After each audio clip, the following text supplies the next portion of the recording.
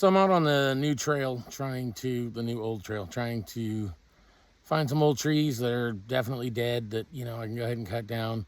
Not really one for cutting down live trees and then letting them dry out. I don't want to take that much off my land. I love the trees out here. So there was a beetle kill that came through 5 or 6 years ago. The beetles get up under the bark of the spruce trees and they eat the protective layer that's between the bark and the tree, and it eventually just kills the tree. It was widespread across, I guess, like southeast Alaska. I'm not sure if it went further than that. I don't know if it covered the whole state. I have no idea. But I know it was very widespread out here. The past 2 years, I have gone out and taken down a lot of beetle kill spruce. That's what we've been burning for the past 2 years. Some occasional birch. Most of my property is covered in birch. I have quite a bit of birch. And I try not to take down the birch trees if I don't have to, because I would much rather do spruce. More because it burns a lot hotter than birch does, but it also burns faster because it burns hotter. So it's kind of a toss-up. I've been out here. I pulled a couple of trailers full of wood already. Eventually, I'll show you guys the pile that I'm at right now. Even though the pile looks like it's a good size bigger than what it was, I'm still not even an eighth into what I need to get. But what I did want to show you is some of the stuff that we have to deal with when we're trying to take down some of these trees.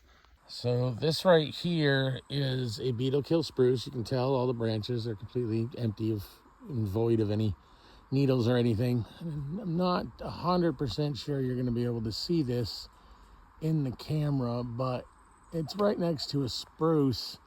If you look way up at the top up there, it is completely entwined in the branches.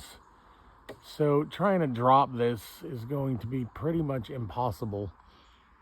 I can cut it. I can try and aim it a particular way, but it's unlikely that it's going to fall. It's just entwined up there, and if I cut it, it might swing a little bit, but it's unlikely that it's going to go all the way because of all those branches. So it's one of those things that, as much as I'd like to get this tree because it's one of the few spruce left that actually have a reasonable sized trunk.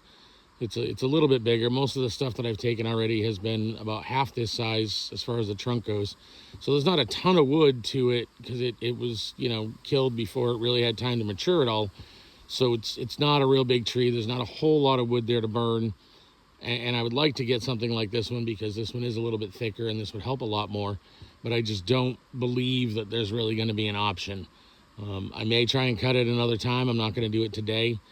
I may try and cut it another time and see if I can grab a winch and kind of pull it to try and get it out of those branches. But I've had a couple of these that I've dealt with, and as of yet, I haven't gotten one that's been entwined in a birch to actually drop. I have probably 6 or 7 of these across the property that I've already tried to do this, and it has not worked. So anyway, thank you so much for watching. I really appreciate you taking the time to do so.